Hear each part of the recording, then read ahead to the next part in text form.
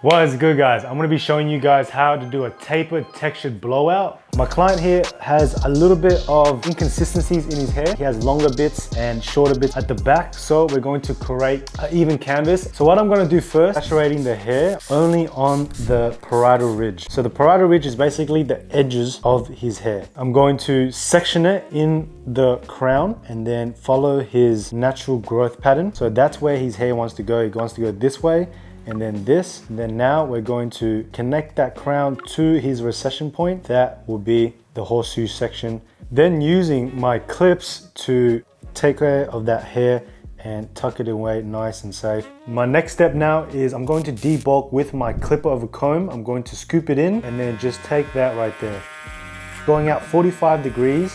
Now that I've created this nice weight line, so see how this is a weight line right here. I'm going to continue that all the way to the back, dropping it. Kind of like a drop fade, but now we're doing it with a taper. Boom. So I'm gonna look at where his occipital bone is, right around there. So we don't want to cut anything above there. Clip of a comb, take all that. Seeing the occipital bone allows us to create that shape. So as you can see, we kind of already have a vision of what we're trying to go for. You can see that that shape has been created. Out here is coming out to the side. That is our canvas. We're going to come in now, setting our first guideline in a triangle shape, just where the ear is. Holding my comb there, so then it can hold all those hairs down so then it doesn't move. Doing the same steps to the back, going not too high here. I'm literally starting it right where the hair starts to grow. Watch now, I'm going to curve it a little bit to create some nice character. Doing this will allow us to have more depth in our fade and not create such a bulky taper at the back. Now I'm going to come in with my one guard, slap it on open. I'm going to go a thick inch above this line, making it real thick because we want this fade to be real blurry. The thicker you have the guidelines, the more blurry it's going to be. As you see, when I get to this, I'm actually going to go higher up here. I'm actually going to fade that out. I'm going to come to the side over here and I'm going to create not too thick now. We're going to just go where his eyebrows is and stop it just right there. And still continuing that same triangle on the side and using the corners to make that triangle. See how we've still kept that shape? Now I'm going to come in with my two guard, slap that on halfway closed, just flick out at that line. And I still want to keep that rainbow-like triangle guideline shape. I'm taking out some of the dark spots here and here, going with my corners, boom. And right now, what we're doing here is creating the canvas. I'm going to close it now, take that last bit of line. And as you can see, this line is fading away. Now I'm going to continue that same steps with the back, going halfway again. Remember to scoop out because we are creating a bit more bulk at the back, so we don't want to dig into the hair. I'm going to close it now, come in and take those dark spots just around here. To line up the canvas and the C-cup and the neckline, I always come in with clipper of a comb to get all these like bunch of hairs over here that are too long. So I'm going to scoop in and just take that right there. I'm going to create the canvas now with my trimmers and always lining the canvas first to allow us to see the outlines of the haircut. Start at one point, connecting it by doing another point right here. Now connecting them to and just taking nice little strokes. And as you can see, I'm actually using my middle finger as an anchor slightly on his face to create a nice control and stability when lining this up. Now I'm going to line up behind the sideburns, connecting that, and then now going to line up the back. I always use the comb and comb this back to see where the hair starts to trail off, and right around there is going to be his natural lineup where it starts. So I'm going to just start right there. And I'm doing it very gently because my client has more sensitive skin. We have one point over here, one point here. Now we're connecting the two together. As you can see now, this line and this canvas has been created. Now we have a very clean canvas to work with. Moving on to the next step, open, coming in just a centimeter above the first guideline that we created. And I'm only using my corners to set in this line. When using your corners, you're enabled to actually keep these lines darker by not touching them, keeping in mind of that triangle shape. I always use the corner just where the middle is to make that triangle look a bit more prominent. Going to continue this step at the back. I'm actually not afraid to take this one a bit higher. The back area of the neck is always thicker than the side. So we're going to generously take this higher. What I do is I actually flick up at that line with my corners very gently. And you see how I've kept this dark? And as you can see, that line is going away, but we obviously need to do more detailing work by going in with the half guard, opening it, and then closing it one, just flicking out at that line again. This will enable us to blend it in to all that 1.5 bulk. Seeing where the dark spots are, it's around here, take that right there. What I'm going to do is I'm actually going to close it.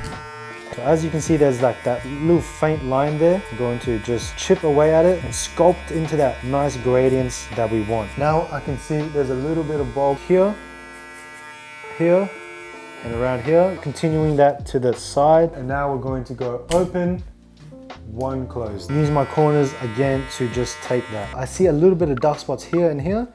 Opening it and just chipping at that. Close it and go just under that. As soon as I've done this step, I'm going to now come in closed, take out that last line. See that faint line that we have? The reason why we have that is because we started with the guideline this way. We set it in a very soft way, which allows us to take it in super easy. I'm just using my corners again. When you have a taper that is keeping more weight on the side, using a corner and using a clipper that allows you to hear the hairs falling off is going to come to your advantage. Opening it now, blend it in to the top. As you can see at the back, we kept this line super dark, and that's allowed us to have a natural enhancement. So we're using no enhancement to this cut. I'm going to take this out to refine this line. So I'm going to start open, just coming shy off that line. So I'm not touching it. Now I'm going to go two closed, slowly chip away at that line as well. Now I'm closing it fully.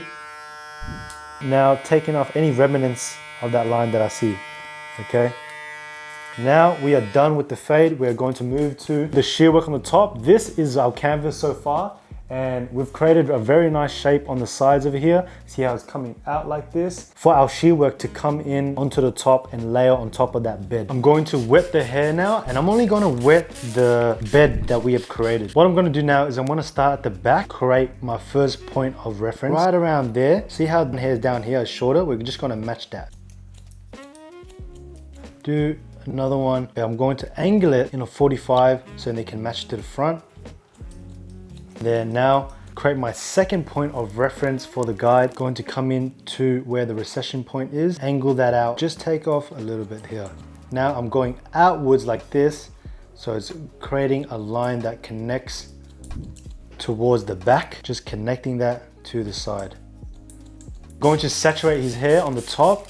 And my first step, sectioning the front like a tapered hairline and creating a first section there to start the front. During the consultation process, my client said he wanted it just above his eyebrows. We're going to grab that front section and cut off just above the eyebrows. And I'm going to do point cutting and then continuing that same guide all the way to the other side. We're going to roughen that up, see how that looks. I'm happy with that. Now we're going to continue that all the way to the other side. I'm going to comb this down, and this was our guide right here. Now we're going to continue that. Once our client confirms the length that we want, we're going to do a middle section now, over directing it. What I'm doing here is I'm going to create a transition from the side to the top. And as you can see, that weight line that we created from the side is right there. Now we're going to connect that and then continue that same connection all the way to the front. Right there was our guide, taking that. That was our guide here. I'm just going to point cut here because I want more texture at the front. And as you can see, if I roughen it up, we have a nice connection from the side to the top. Now my next step in creating this shear work on the top is by doing a profile section right where his nose is. We're going to section it this way, do a second profile section there. This right here will be our profile vertical section. Pull it up, see where the hair starts to frail off right here? That's our guide. So I'm going to point cut to match that right there. Continuing that same line, pulling up. This was our guide right here, all the way to the back, creating a square shape, right? We're not building weight here, we're just creating a square shape so then everything can lay on top of each other. This is a very basic, easy system for you to cut the top in a way that will layer it, as well as efficient system to create texture on the top. Now I'm going to do a horizontal section by doing a split section here, grabbing that, matching everything to that profile section that we've created. See how his hair is uneven? So this is our profile section right here. We're going to match that.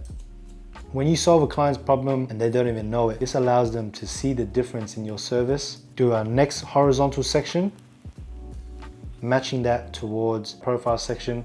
right here.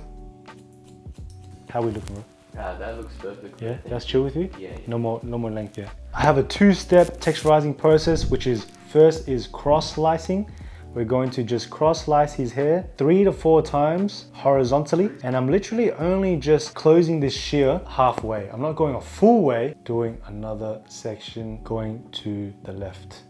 And I actually want to be more careful when it comes to the front because we don't want to take too much off. It will create sometimes too much where it maybe even look like a bowl saw. So we want to be very careful. Now, grab my feather razor, start in the middle, lightly tap it and drag it on his head. Right side now, the left. And then once I've done that, I'm going to texturize in the shear work. We're going to take rid of the first section right here, take that, get rid of that section and continuing that same to get that nice texturizing process. And when it comes to the front, over here is where his calic is. So you can see that his hair wants to go this way and then this hair wants to go this way. So we want weight there to make it look full. When it comes to texturizing the front, we want to have a look at where's the darkest spot. I can see that it's darker over here, it's light here, and it gets darker here. So we just want to do it where the dark spots are. Leave this spot and just take that. Now I'm going to texturize the sides, comb it in the direction that we're going to want to go. See how we've created that nice layering? We're going to just take that. Now the back, I'm going to just create some texture right there and just lightly tapping it. And even where you see a little bit of bulk, this is more bulk here, we can even come in and just take it like that. And now I'm going to apply some product using a little bit of sea salt spray. Instead of spraying it on top like this and creating a very harsh look, I'm going to just spray it on my hands, maybe 3 sprays, massaging it in. Doing this style right here allows us to spread the product in evenly, so then the whole head can take even soak of that product. And this is a pre-styler, something you put in before you style the hair. Now I'm going to put curling cream. This will allow it to give his hair a little bit of waviness and then just dab it in. We always want to keep the principle of having an even spread. Using my diffuser to dry his hair. The difference between a diffuser and a normal, when I use a diffuser, it doesn't go anywhere. When I use it, see how it blows all the hair? So this diffuser allows us to blow the hair in a way where it's closer to air drying. So this creates more volume, more texture, and gives the hair more air in it for it to lift. I actually go in depth into my styling process and in more deep in detail in my mentorship. So we have full in-depth tutorials on there on every single hairstyle, how to do designs, even modules on how to increase and scale your business. So I will drop my mentorship in the description right there so you will see it. That's where my students will be getting results. It's just a community that is all hungry to grow, have the same mindset. So now we are basically done with the haircut. It's time to detail. I'm happy with the fade, but the more important thing is the shear work connecting towards it. So you can see that there's a bit of bulk in this area, and up here. So we're going to attack using shear over comb and just coming in to those dark spots. And doing shear over comb allows us to control how much we take off, because if we were to use clip over comb, we'll be taking too much. And as you can see already, we have a softer transition coming into the top, right? I'm gonna comb all these hairs down and see how all these bulk and take that right there. Where you detail, that's what separates you from a good barber to a great barber. Seeing all the imperfections, your client might not realize, but you have to be able to perform and execute on every haircut, because you are only good as your last haircut, same way you are only good as your last thing you've done, okay? So I'm very happy with that. I'm going to dust them off and then show you the cut now.